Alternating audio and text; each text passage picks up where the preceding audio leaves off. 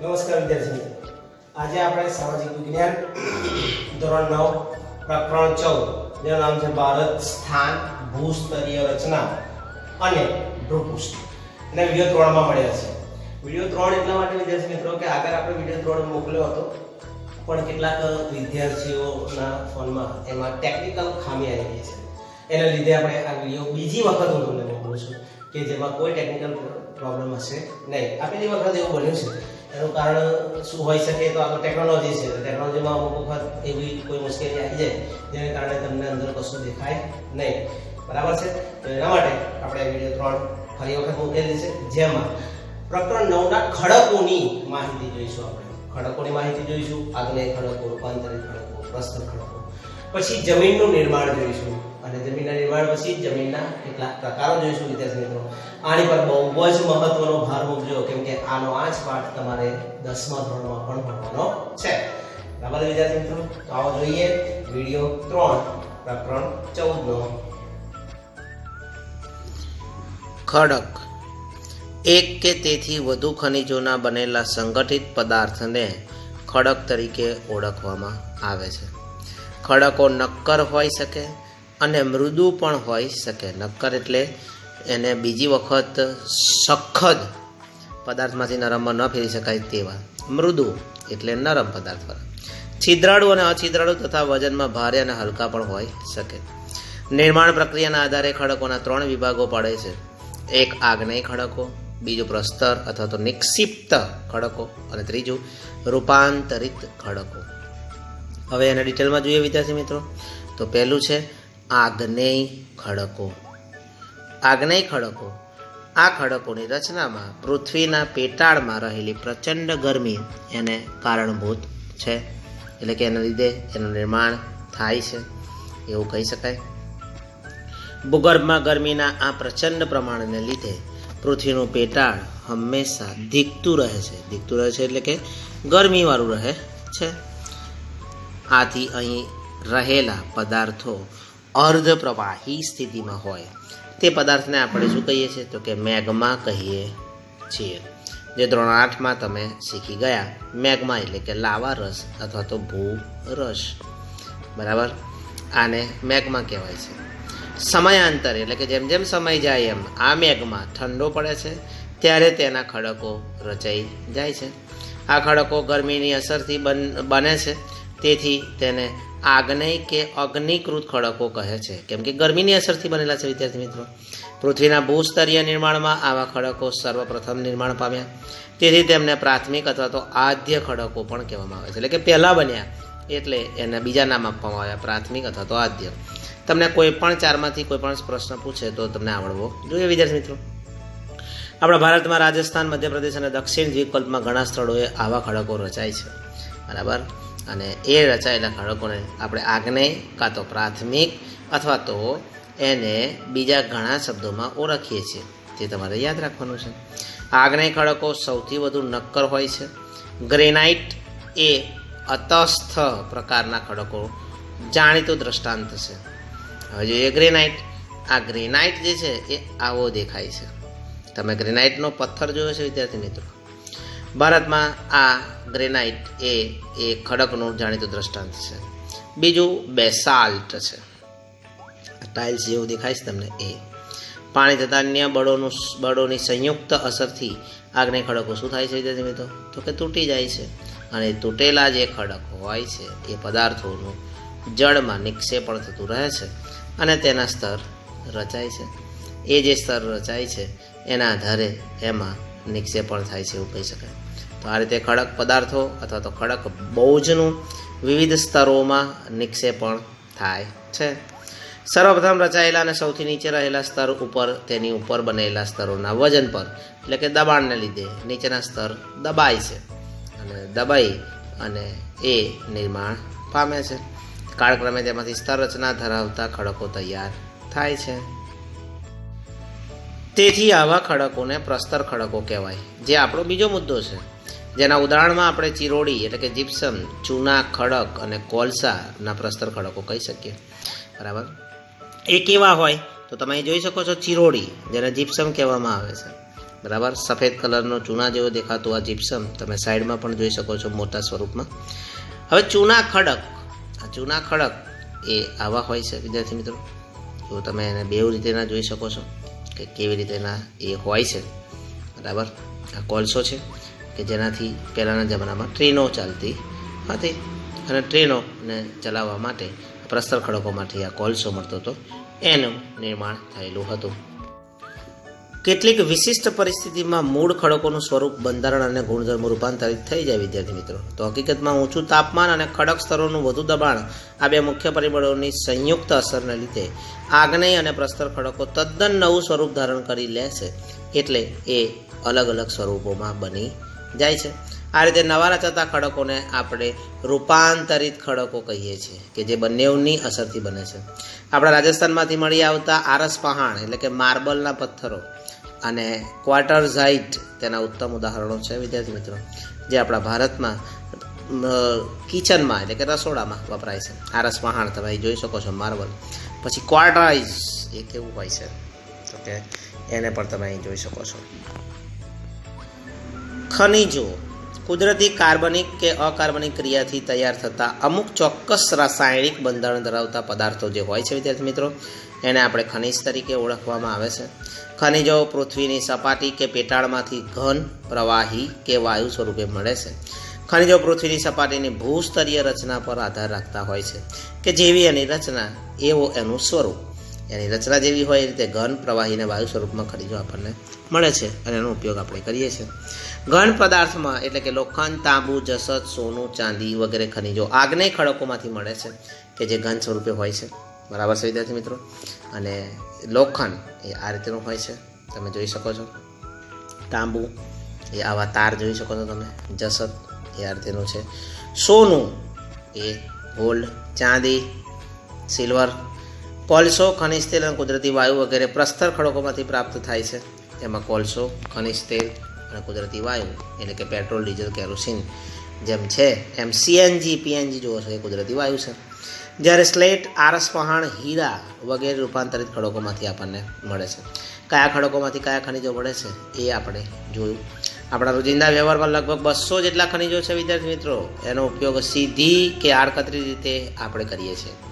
ખનિજોનું સર્વમાન્ય વર્ગીકરણ શક્ય નથી, એટલે કે બધા દેશોને માન્ય હોય તેવું વર્ગીકરણ શક્ય નથી. એટલે એનું વર્ગીકરણ આપણે નોર્મલ રીતે આ રીતે કર્યું છે કે ભાઈ કિંમતી ધાતુમય ખનિજો જેનું વિશ્વમાં ઘણું બધું વધારે મૂલ્ય છે. પહેલું ધાતુમય ખનિજોની અંદર કિંમતી ધાતુમય ખનિજો જેમાં સોનું, ચાંદી અને પ્લેટિનમ વિદ્યાર્થી મિત્રો આવે છે. વિશ્વના કોઈ પણ સ્થળે જાઓ તો આ ધાતુ એટલી જ કિંમતી જોવા તમને મળતી હોય છે. સોનું આ રીતનું હોય છે, ચાંદી અને પ્લેટિનિયમ જે એનો દેખાવ કેવો હોય છે એ પણ તમે અહીં જોઈ શકો છો. બીજું છે બ એટલે કે હલકી ધાતુઓ કે જે કિંમતમાં પણ હલકી છે અને વજનમાં પણ હલકી હોય વિદ્યાર્થી મિત્રો, જેમાં મેગ્નેશિયમ, બોક્સાઇટ અને ટિટાનિયમ. તમે નામ પહેલી વખત સાંભળ્યું છે વિદ્યાર્થી મિત્રો, કેમ કે આ મોટેભાગે ઇન્ડસ્ટ્રીયલમાં આપણી વિદ્યાનગરની જીઆઈડીસીમાં મોટેભાગે આ ખનિજોથી કામ થતું હોય છે. જેમાં મેગ્નેશિયમ હોય છે, બોક્સાઇટ છે અને ટિટાનિયમ છે. મેગ્નેશિયમ આ રીતેનું લીલાશ પડતું હોય, બોક્સાઇટ પથ્થર જેવો કલર ધરાવે છે અને ટિટાનિયમ એ તમે જુઓ છો કલાઈ જેવો દેખાય છે એ ટિટાનિયમ છે. આ સિવાય સામાન્ય ઉપયોગમાં લેવાતા ખનિજો જે બધે જ જોવા મળે, લોખંડ, તાંબુ, જસત, સીસુ, કલાઈ અને નિકલ, બરાબર. તો આ હતા સામાન્ય ઉપયોગમાં લેવાતા ખનિજો.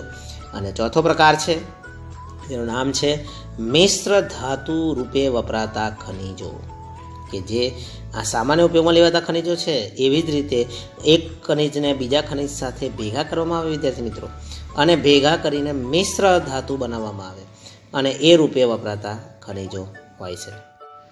જેમાં ક્રોમિયમ, મેંગેનીઝ, ટંગસ્ટન અને વેનેડિયમ છે, જે તમે જોઈ શકો છો ફોટામાં. ટંગસ્ટન આવું હોય, બરાબર, પથ્થર જેવો આકાર ધરાવે. વેનેડિયમ એ આ રીતેનું છે, હીરા જેવું દેખાય છે, બરાબર છે. આ એના પ્રકાર સાથે એ જુઓ છો તમે. હવે બીજો પ્રકાર અધાતુમય ખનિજો, અધાત્વિક ખનિજો, ચૂનાના ખડકો, ચોક, એસ્બેસ્ટોસ, અબરખ, ફ્લોરસ્પાર, જીપ્સમ એટલે કે ચિરોડી, સલ્ફર અને હીરા. ચોક તમે વિદ્યાર્થી મિત્રો આપણી શાળામાં જુઓ છો, જે ચોકથી લખવામાં આવે છે એ ચોક. ચૂનાના ખડકો જુઓ છો તમે, જેને પલાળીને ઘર ધોરવામાં આવે છે એ. અબરખ તમે જુઓ છો કે ગરમ વસ્તુ રાખવા માટે એક પિચરક જેવું આવે છે કે જેને વીંટવામાં આવે જેથી એ વસ્તુ ગરમ રહે, રોટલી હોય, ભાખરી હોય, એ જે એમાં અબરખનો ઉપયોગ થાય છે વિદ્યાર્થી મિત્રો. ત્રીજું છે સંચાલન શક્તિ માટે ઉપયોગમાં લેવાતા ખનિજો, જેમાં કોલસો, ખનિજ તેલ અને કુદરતી વાયુ, યુરેનિયમ, થોરિયમ વગેરે આવે છે. ખનિજ તેલ તમે જુઓ છો પેટ્રોલના સ્વરૂપે હોય છે, નેચરલ ગેસ છે, સીએનજી અને પીએનજી સ્વરૂપમાં હોય છે, જે તમારા ઘરે પણ ગેસ વપરાય છે અને રિક્ષાઓમાં પણ હવે વપરાય છે. એ આ છે યુરેનિયમ, બરાબર, અને સાઈડમાં છે થોરિયમ, જેનો ફોટો તમે અહીં જોઈ શકો છો, બરાબર. TH લખેલું છે, થોરિયમ, યુરેનિયમ યુ વાળું હોય છે. હવે એનો કોષ્ટક જોઈએ વિદ્યાર્થી મિત્રો. એક ક્ષેત્રીય વર્ગીકરણ જોઈએ તો લોખંડ એ ઝારખંડ, છત્તીસગઢ, આંધ્રપ્રદેશ, ગોવા, ઓડિશા, તમિલનાડુ, મહારાષ્ટ્ર, રાજસ્થાનમાં, કર્ણાટક, બિહાર, મધ્યપ્રદેશમાંથી મળે છે. જ્યારે મેંગેનીઝ કર્ણાટક, ઓડિશા અને મધ્યપ્રદેશ, ગોવામાંથી મળે છે. ત્રીજું તાંબુ ગુજરાત, કર્ણાટક, આંધ્રપ્રદેશ, ઉત્તરપ્રદેશ, સિક્કિમ, મેઘાલય, મહારાષ્ટ્રમાંથી જોવા મળે છે. અને ચોથું હતું બોક્સાઇટ, જે ઓડિશા અને આંધ્રપ્રદેશ, છત્તીસગઢમાંથી મળે છે. પાંચમું છે સીસુ, રાજસ્થાન, આંધ્રપ્રદેશ, તમિલનાડુ, પશ્ચિમ બંગાળ, મધ્યપ્રદેશ, MP, UP, ઓડિશા અને મહારાષ્ટ્ર, સિક્કિમ, મેઘાલય અને ગુજરાતમાં જોવા મળે છે. છઠ્ઠું છે અબરક, જે આંધ્રમાંથી, રાજસ્થાનમાંથી, બિહાર અને ઝારખંડમાંથી, જ્યારે જૂનાના ખડકો એ MP, છત્તીસગઢ, AP એટલે કે આંધ્રપ્રદેશ, રાજસ્થાન અને ગુજરાત અને કર્ણાટકમાં HP એટલે કે હિમાચલ પ્રદેશમાંથી જોવા મળે છે. જમીન અને તેનું વિતરણ. જમીન ખેતી માટે મૂળભૂત સંસાધન છે. કૃષિ પ્રવૃત્તિ માટે આ જમીન ખૂબ જ મહત્વની છે. જમીન એ પૃથ્વીને સપાટી પરના જૈવિક અને અજૈવિક દ્રવ્યોનું બનેલું એક પાતળું સ્તર છે વિદ્યાર્થી મિત્રો, જે સ્તરને આપણે જોઈ શકીએ છીએ અને તેની ઉપર આપણે ખેતી કરીએ છીએ. આ જમીનનું નિર્માણ કેવી રીતે થાય છે તો તમે જુઓ છો આખી રચના ચિત્ર દ્વારા. સોઇલ, જમીન કેવી રીતે તૈયાર થાય છે તો તમે જુઓ છો કે કેવી રીતે તૈયાર થાય છે. જમીન એ ખડકોના મળવાથી ફલિત પેદાશ છે, ખવાણથી થતી ફલિત પેદાશ છે. ખડકોની સપાટીવાળા ભાગોનું તાપમાન, વરસાદ, હિમ, હવા, વનસ્પતિ અને જીવજંતુઓ વગેરે પરિબળોથી ખવાણ થતાં ખડકોનો ભૂક્કો બને છે અને ભૂક્કાને કારણે આ જમીનનું ધીમે ધીમે નિર્માણ થતું હોય છે વિદ્યાર્થી મિત્રો. તો એ ભૂમિ આવરણ એનાથી તૈયાર થાય છે અને એ તૈયાર થયેલું ભૂમિ આવરણને આપણે જમીન કહીએ છીએ. આવરણમાં શું હોય છે તો કે ખડકોના નાના મોટા ટુકડા, કાંકરા, માટી, રજ વગેરે હોય છે, જેને આપણે હાથમાં લઈએ તો જોઈ શકીએ છીએ, જેને રેગોલિથ તરીકે ઓળખવામાં આવે છે. જેમાં કેવળ ખનિજ દ્રવ્યો હોય છે, તે પછી તેમાં જૈવિક દ્રવ્યો, હવા અને પાણી મળે છે. છેવટે તેમાંથી જમીન બની જાય છે. આખી પ્રોસેસ છે જમીન નિર્માણની. હવે ભારતમાં જમીનના પ્રકારો કેવા છે તો કે ભારતમાં જમીનના પ્રકારો રંગના આધારે પાડેલા છે અને કેટલાક એના ગુણના આધારે પાડેલા છે. એ પ્રમાણે 6 પ્રકારો છે. પહેલું છે કાપની જમીન, બીજું છે કાળી જમીન, ત્રીજું છે રાતી જમીન, ચોથું છે પડકાવ જમીન કે જેને લેટરાઇટ જમીન પણ કહેવાય છે, અને પાંચમું છે પર્વતીય જમીન, અને છઠ્ઠું છે રણ પ્રકારની જમીન.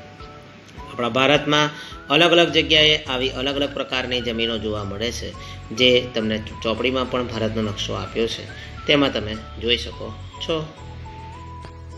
હવે જોઈએ પડખાવ જમીન કે લેટરાઇટ જમીન. વધુ વરસાદને કારણે તીવ્ર ધોવાણના પરિણામ સ્વરૂપે પડખાવ જમીન તૈયાર થાય છે. વધુ વરસાદના કારણે જમીનના ઉપરના સ્તરમાં પોષક તત્વો ધોવાઈ જાય છે અને નીચેના સ્તરમાં એ ઉતરી જાય છે, જેને પડખાવ જમીન અથવા તો લેટરાઇટ જમીન કહેવાય.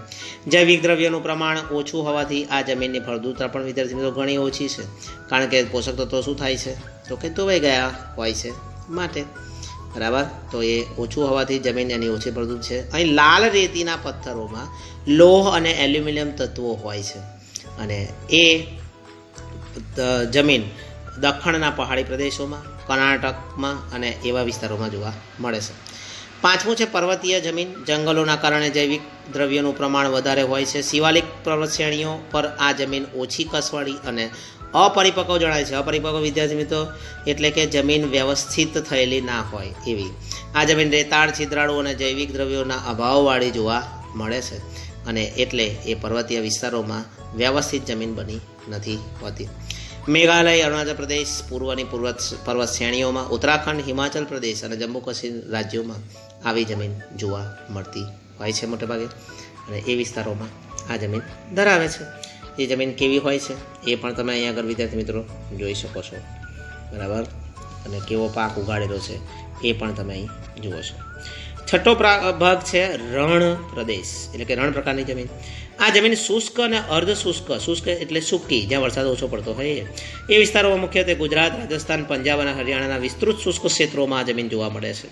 અર્ધ શુષ્ક એટલે વિદ્યાર્થી મિત્રો ઓછો વરસાદ પડતો હોય એવો વિસ્તાર, બરાબર. તો ક્ષાર કણોની અધિકતા અને જૈવિક પદાર્થોની ઓછપ આ પદાર્થમાં જોવા મળે છે.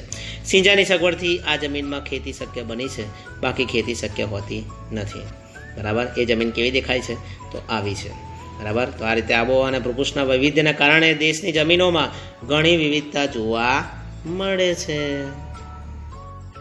જોયું વિદ્યાર્થી મિત્રો, આટલી સરસ માહિતી આપણે આપણા ભારતના સ્થાન અને ભૂસ્તરીય રચના અને ભૂપૃષ્ઠ વિશે જોઈ કે કેવા ખડકો છે, કેવી અલગ અલગ રંગના આધારે, સ્વરૂપના આધારે અલગ અલગ પ્રકારોની આપણે ત્યાં જમીન પણ છે, જે જમીનનો ઉપયોગ કરીને આપણે સારી ખેતી પણ કરીએ છીએ, બરાબર છે.